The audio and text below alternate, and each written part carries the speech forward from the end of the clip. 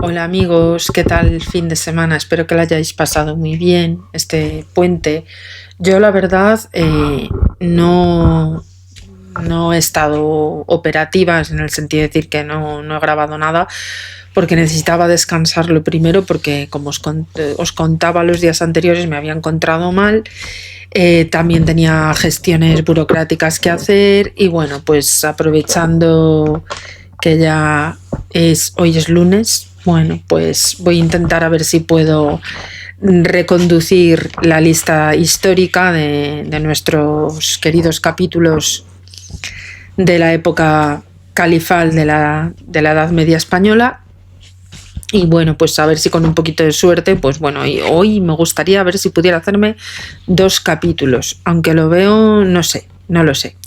Sé que nos habíamos quedado en que os iba a hablar de la repoblación y el prefeudalismo.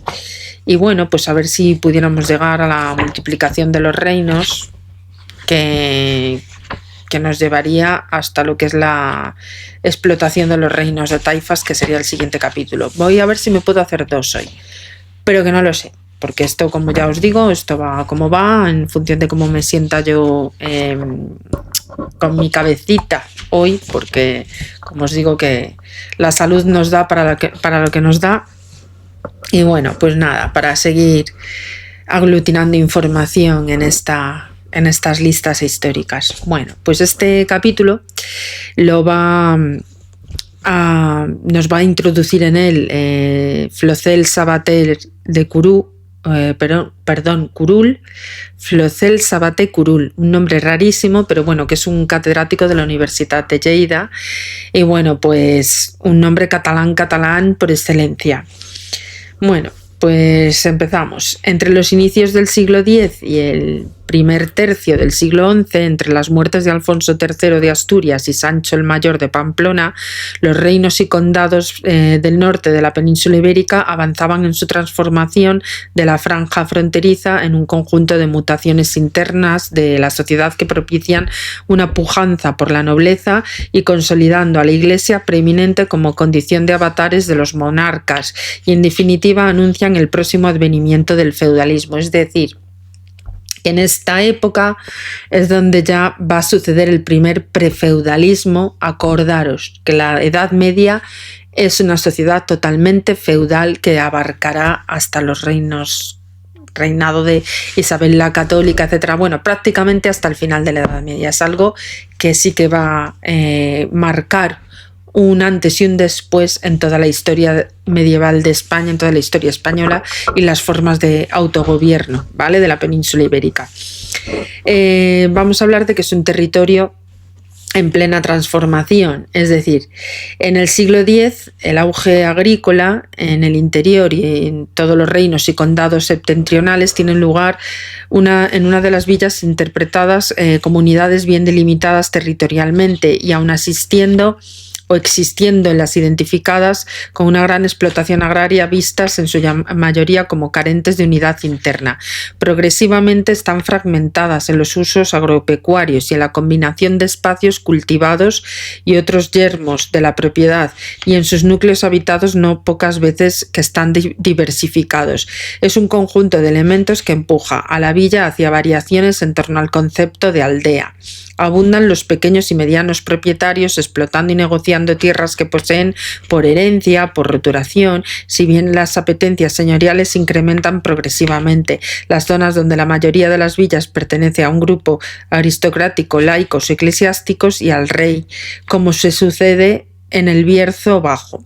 La demografía en el interior de la villa genera con facilidad un flujo migratorio hacia la frontera. En realidad, al entrar en el siglo X, los reinos y condados cristianos han afianzado su presencia hacia el sur y lo que hace contactar con el Duero occidental en la zona de Arlanzón, el curso del Alto Tirón del Valle del Ebro y también la proyección meridional del eje de Pamplona-Lumbier, cabecera del Gállego, Canal de Verdún, la Terreta, la Sierra de Bourmort y el eje formado por los ríos Cardener del Llobregat. Esta es una cohesión territorial derivada del incremento en la centuria anterior del espacio agrícola a manos de la inmigración caracterizada principalmente y en gran parte por unidades familiares nucleares que habían roturado y ocupado por iniciativa propia los espacios baldíos bajo la invocación de la apresura o aprisión. El poder político lo había aprovechado en la dinámica para consolidar su dominio territorial, tanto recalcando la titularidad y donación regia de los bienes como el dominio territorial establecido por los condales y castrales. Castrales se refiere a los castros, ¿vale? Esta delegación ha dado lugar en los condados al origen carolingio, al establecimiento de castillos, al cuidado de un término, castillos termenados, que se llamaban así, regidos por un vicario de oficio que al consolidar un carácter hereditario sustentado sobre las rentas inherentes al cargo, genera además un rango baronial, es decir, que es como un cargo, pues eso, varones, o sea, varones nobiliarios, ¿vale? Y vicariales. También la Iglesia ha afianzado sus bases con recuperación de diversas sedes episcopales y con la destacada penetración benedictina, sobre todo de los condados orientales. En este contexto, el fortalecimiento de la nobleza al norte de la cuenca del Duero se intensifica con sus mecanismos de extracción de renta y corolariamente incrementa la inmigración popular hacia las tierras de la frontera. Cuando la franja fronteriza es muy estrecha y está sometida a repetidas incursiones armadas, es propicia precisamente a una alta intensidad de ocupación de las villas agrícolas del interior, en condiciones crecientemente erosionadas, como sucede en el reinado de Pamplona, con sus montañas interiores densamente colonizadas por los mismos. Esto sucede todo, como hemos dicho, entre el siglo IX y el siglo X. Esta base sobre la cual se han sustentado los discursos legitimadores de Alfonso III y Wilfredo el Velloso condicionan también la evolución social del siglo IX. La frontera entendida como franja, territorio social y administrativa se ha desorganizado, con lo que con su escasa y variada población separa y relaciona los dominios cristianos e islámicos, y va siendo además ocupada de modo más sistemático. En los condados orientales, el objeto de apetencia por quienes se han enriquecido en la fase interior, es decir, las familias vizcondales, vicariales, la jerarquía eclesiástica, ahora son ellos quienes invocan a la aprisión de amplios dominios adquiridos bajo el formato del castillo controlador en término coherente.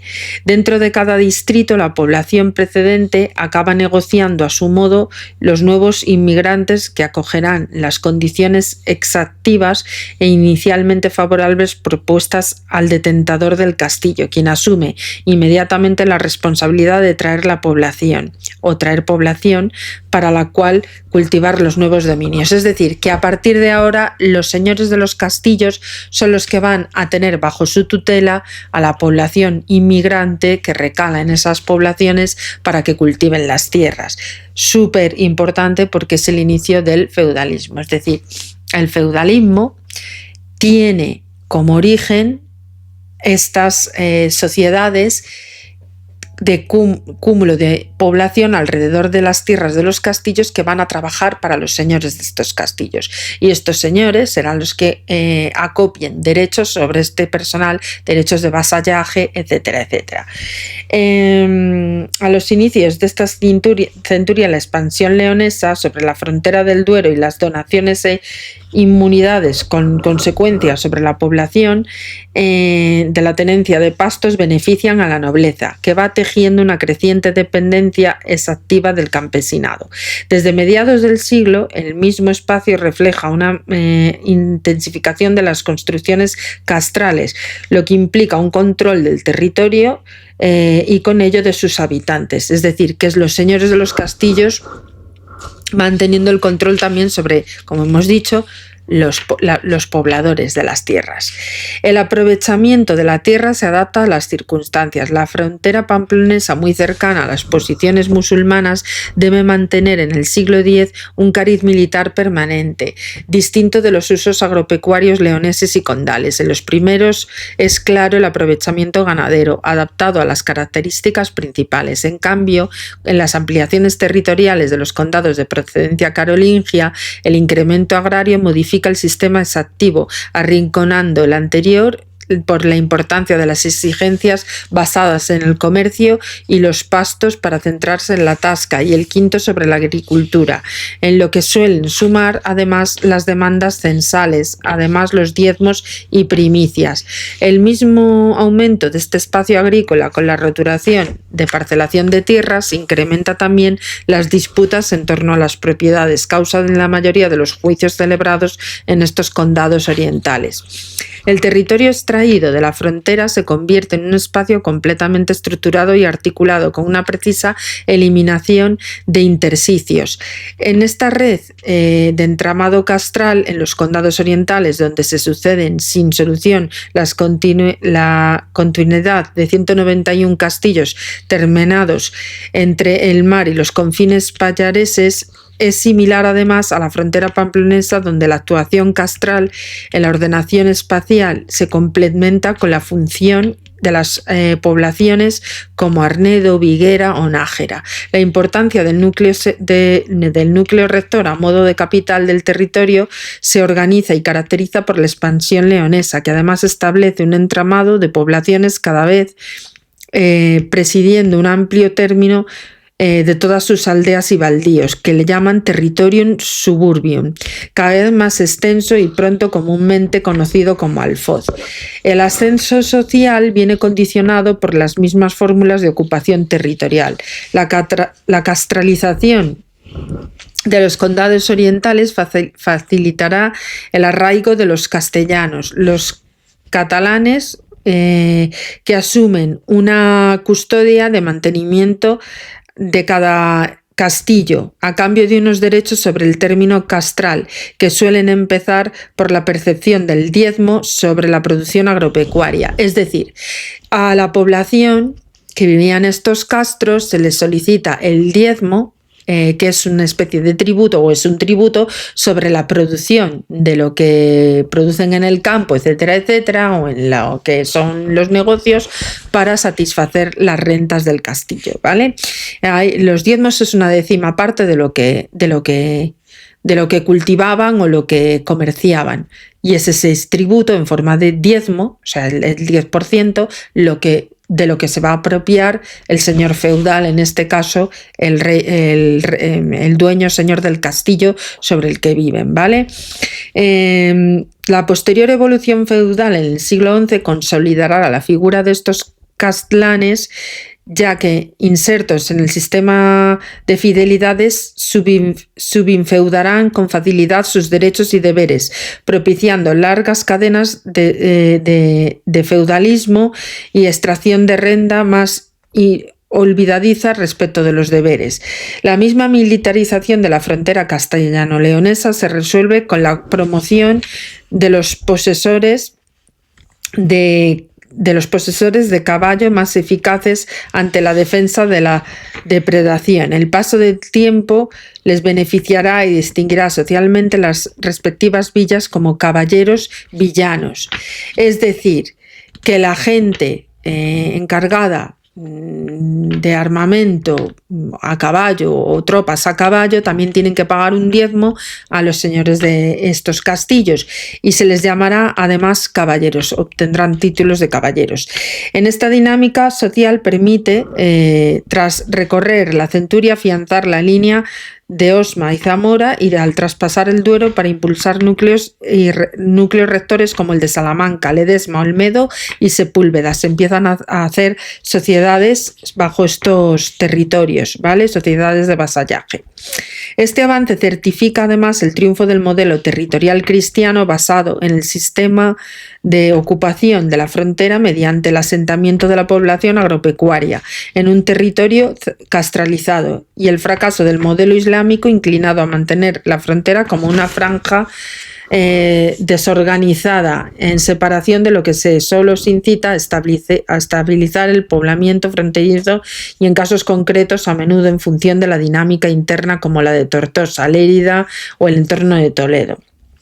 Vamos a hablar ahora de la pujanza nobiliaria que surge en estos términos. Las mutaciones del siglo X cimentan el patrimonio sobre el cual se aupa la nueva aristocracia, que tratará de mantener su protagonismo secularmente. El grado de relación que los distintos reinados y su protagonismo tienen en los condados, la nobleza puede mantener sus antecesores visigodos e hispano-romanos la renovación procedente del dominio carolingio en los espacios orientales, y se va difuminando e incluso se pierde el interés ante una contundente realidad, la conquista musulmana, y la subsiguiente desorganización del espacio de la frontera que han cercenado las continuidades patrimoniales. Por ello, la aristocracia que entra en el siglo X se muestra escasa en número y necesitada de edificar su patrimonio, es decir, sus bases territoriales y sociales.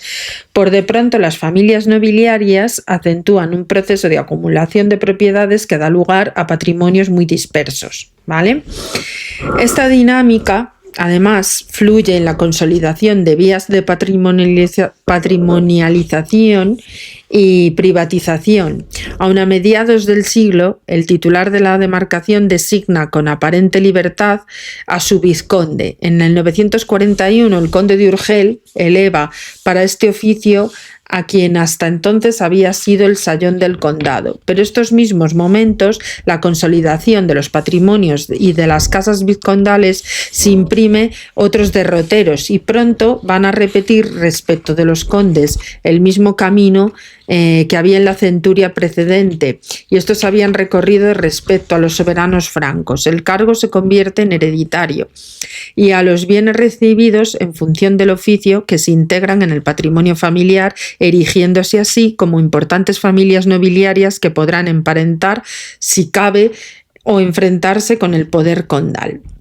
La progresiva conversión de los patrimonios vizcondales en ámbitos de inmunidad forma parte de la tendencia generalizada. Ya en el 913, al interpretar judicialmente la donación del Valle de San Juan de las Abadesas, efectuada por la centuria precedente al conde Wilfredo I, allí asentado, se concluye que los habitantes del lugar ahora deberán ofrecer a la comunidad monástica todos los bienes que anteriormente entregaban al conde. Bien explícitamente el vizconde de Barcelona en el 954 al incentivar la repoblación del lugar del Freixe, aprisionado en su padre en la frontera recalada de quienes vayan a habitar en este lugar, al que han de ofrecer no solo los servicios que en otros lugares han de tributarse al conde. Los condes asumen también el nuevo planteamiento y por ello van desgajando los bienes públicos o fiscales como explícita antes de cerrar el siglo, al ofrecer al valle. En esta citación que vemos aquí de uno de los condes de Barcelona, que dice: te vendemos dicho fisco con todos sus censos y tributos con los que estos servicios allí se acostumbraban a ofrecer. Es decir, es la primera cita de vasallaje que aparece escrita. Las inmunidades concedidas a los monarcas leoneses ya a inicios de la centuria coinciden en el mismo sentido, antecediéndose incluso a la capacidad de gestión económica, social y política de sus receptores.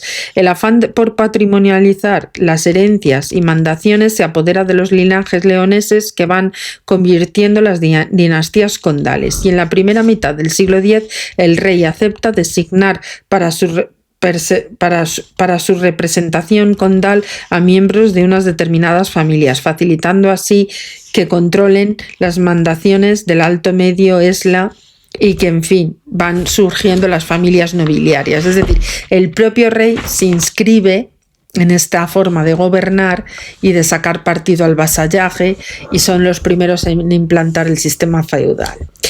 Luego vamos a hablar de la Iglesia. La Iglesia, además, en este sentido, participa plenamente en todos los aspectos de la aristocratización de la sociedad, enriquecidos por la dinámica repobladora del siglo IX, como en Sant Cugat del Vallès o Sant Cerní de Tavernoles, y sedes episcopales como la del Vic en Barcelona, que se comportan como en las fronteras de los condados de procedencia carolingia como cualquier otro señor. Es decir, que la Iglesia también empieza a tener este sistema de vasallaje, es decir, asumen el control sobre el pueblo, ¿vale? Y básicamente esto es lo que está sucediendo en toda la repoblación. Ahora vamos a incurrirnos en el capítulo siguiente, que es la multiplicación de los reinos. Teniendo en cuenta este sistema de feudalismo o prefeudalismo, ahora lo que va a suceder es que los reinos se van a multiplicar hasta los llamados reinos de taifas. Esto va a suceder entre los años 1035 y 1072. Lo vamos a pasar así muy por encima, porque realmente a lo que nosotros ya nos vamos a centrar básicamente la atención es en el reinado de taifas. Esta información nos la va a hacer llegar el profesor César González Mínguez de la Universidad del País Vasco. Podemos considerar que el arranque del siglo XI como el inicio de un extenso periodo de crecimiento, de consolidación de las estructuras feudales de los reinos cristianos peninsulares. Tras el fracaso de la construcción imperialista de Sancho el Mayor de Navarra, lo que impone es una realidad de pluralidad de reinos, aunque tienen en común lazos dinásticos y familiares muy estrechos y con el objetivo de lucha contra los musulmanes, que ahora se convierten en una auténtica reconquista.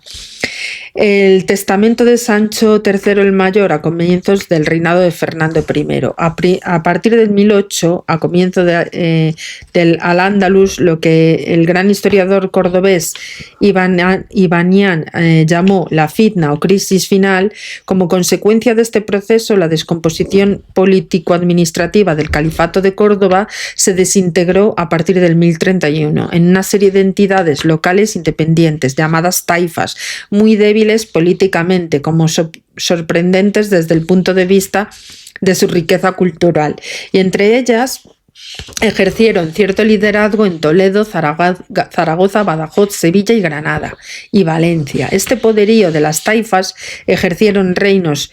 Los reinos cristianos se manifestó cumplidamente a través del cobro de parias. Parias era una especie de diezmos o tributos, ¿vale?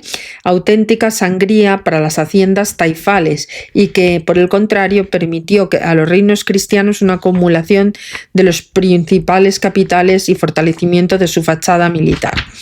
El primer beneficiado con la decadencia y posterior desintegración de Al-Ándalus fue Sancho Garcés el III, Sancho el Mayor, entre 1004 y 1035, rey de Pamplona, que abanderó el proyecto político enormemente ambicioso, caracterizado por la apertura hacia Europa, y con su intento de unidad peninsular, para lo que era necesario desplazar al Reino de León en papel hegemónico hacia el jugado anteriormente. En efecto, Sancho III había llegado a reinar sobre un heterogéneo conglomerado de territorios. Un segundito, por favor, que voy a beber agua.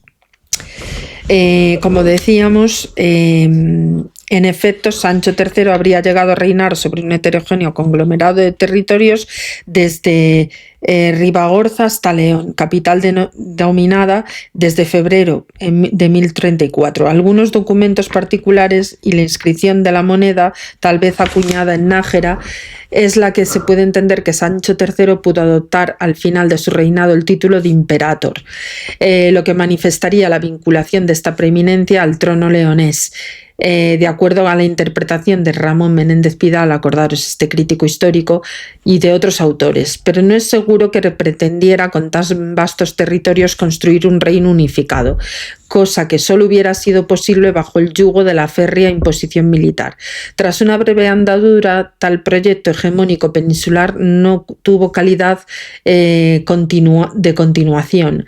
Aplicando un criterio claro y de claro realismo político, Sancho III, al que el abad Oliva llamará Rex Ibericus, ibéricos hacia 1032, tuvo en buen cuidado en su testamento de respetar la personalidad política diferenciada de cada una de las entidades territoriales que utilizó con fórmulas diversas y habían venido a caer bajo soberanía de Navarra, por lo que dispuso una suerte de reparto entre sus hijos de todos los territorios sobre los que llegó a dominar, aunque teniendo en buen cuidado un acuerdo con la tradición jurídica pirenaica en otorgar al primogénito García Sánchez III el núcleo patrimonial constituido del reino de Pamplona.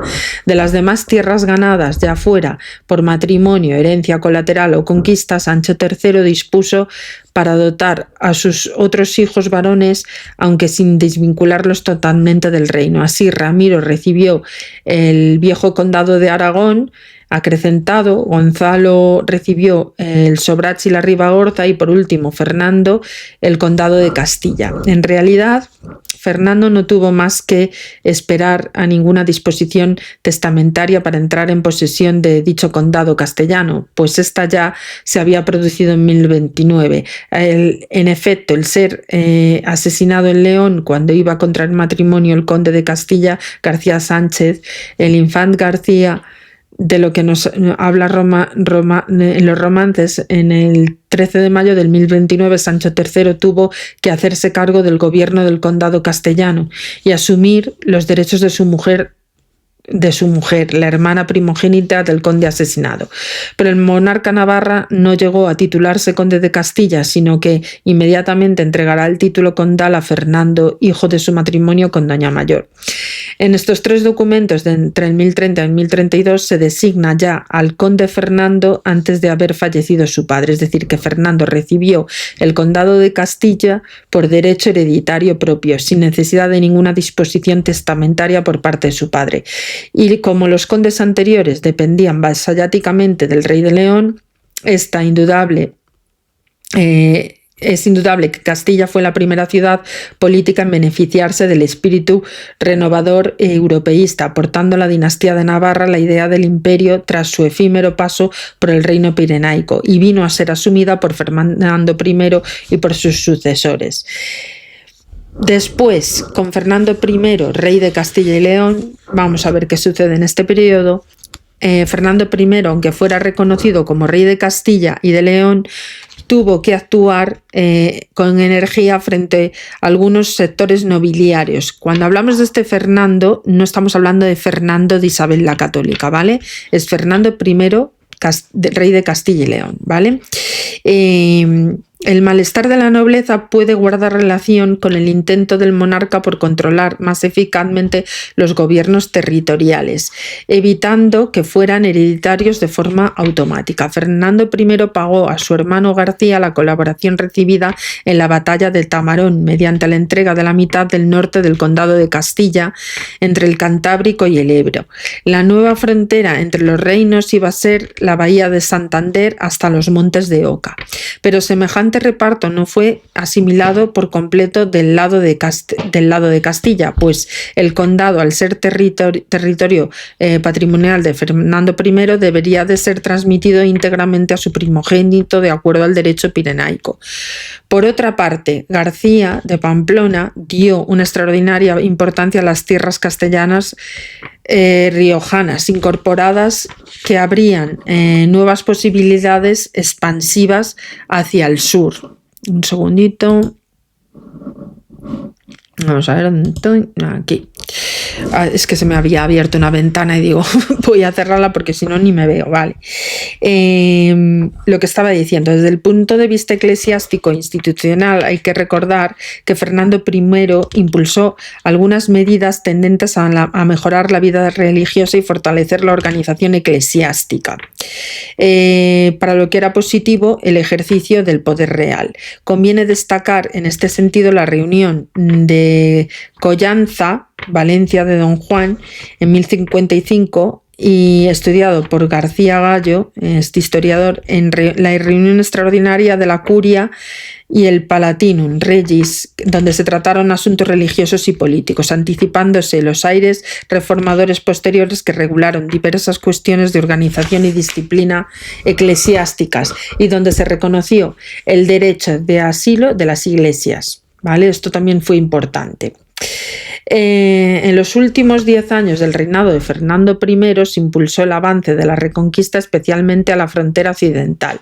La conquista de Lamego se produjo en el 1057, y siguiendo así hacia Viseu, con lo cual se amplió notablemente el territorio leonés y abrió la posibilidad de llegar a Coimbra, hacia Portugal. Tras la conquista de Viseu, Fernando I lanzó una racia contra la taifa toledana, lo que volvió a repetirse en el 1062, y su superioridad cristiana es evidente en estos momentos. Las taifas de Badajoz, Toledo y Zaragoza se declararon vasallas de Fernando I y se vieron forzados a pagar las parias para evitar los ataques en el 1063.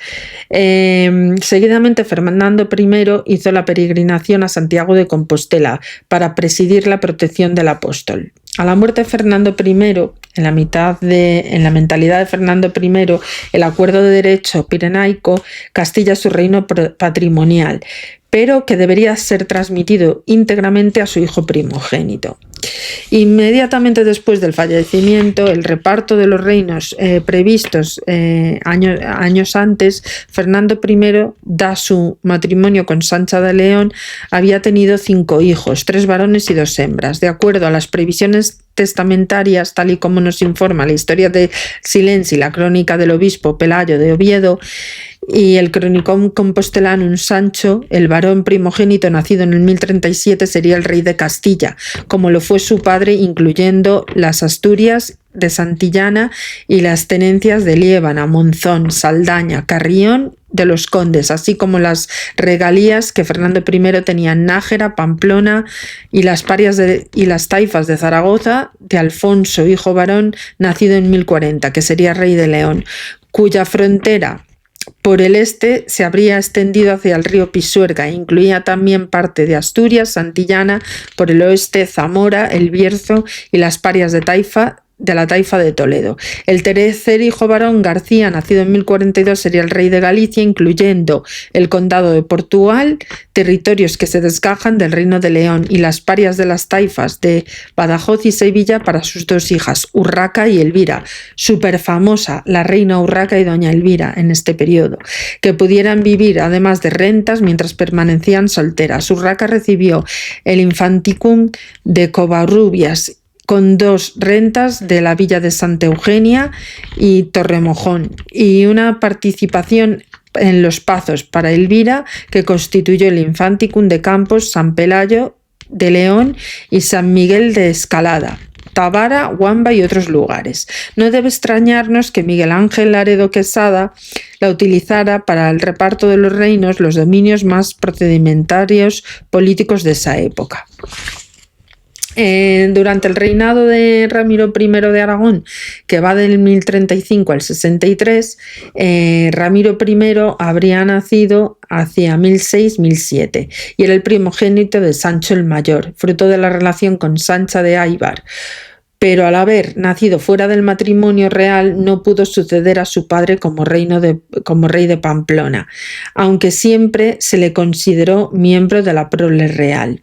Sus posesiones están rodeadas por poderosas fuerzas al oeste del reino de Pamplona, y esta es la taifa de Zaragoza de los Banujud.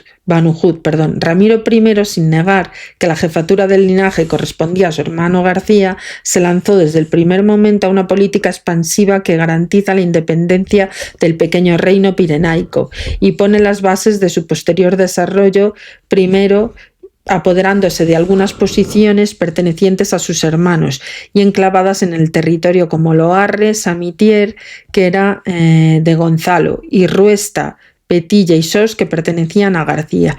También recuperó Bailo y San Juan de la Peña en 1045. A la muerte de su hermano, en circunstancias desconocidas, sin dejar herencias, se apoderó de sus posesiones en Ribagorza y Sobrache. La incorporación se hizo por elección de los varones de la tierra propia, a presión de Ramiro I, pues en realidad era el heredero legítimo que era de su hermano García. Con vistas a asegurar el establecimiento de su linaje, contrajo matrimonio con Ermesinda, hija del conde de Foix de Bigorre, y fruto de esta unión fue el nacimiento del primogénito heredero Sancho en 1043, que seguiría después García, Sancha, Teresa y Urraca. En fin, que se va haciendo una sucesión de vasallajes, de apropiaciones de territorios para dejarlos en propiedad de Ramiro I. En la primera fase del reinado de Sancho Ramírez hasta 1076, pues suceden prácticamente el mismo tipo de reparticiones de territorios. Lo mismo sucede con Ramón de Berenguer, el Viejo, entre 1035 y 1076, y así sucesivamente se van repartiendo las taifas o los reinados. Al final de todo esto, llegaremos a lo que es el reinado de taifas y la explotación del reinado de taifas.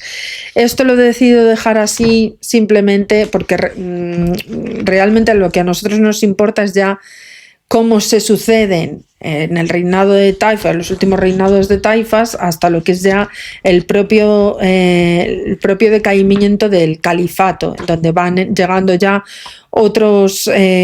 otras poblaciones, como por ejemplo los almorávides, etcétera, etcétera, y cómo se va consolidando el reino almohade y todas las incursiones antes de llegar a la Baja Edad Media. Lo dejamos aquí, 35 minutitos, no está mal, y ya para proseguir en los siguientes capítulos. Como siempre, deciros que os suscribáis, el contenido os parece interesante, y bueno, pues lo mismo, que a ver si podemos llegar a los 100.000 suscriptores para seguir difundiendo la cultura, porque visto lo visto, está claro que en España falta mucha cultura, falta mucho conocimiento de la historia, y antes de criticar a los pueblos hermanos de sangre con los que estamos hermanados, que son los musulmanes, pues tener un poquito de coherencia histórica, porque obviamente es importante. Bueno, saludos y que paséis un buen día.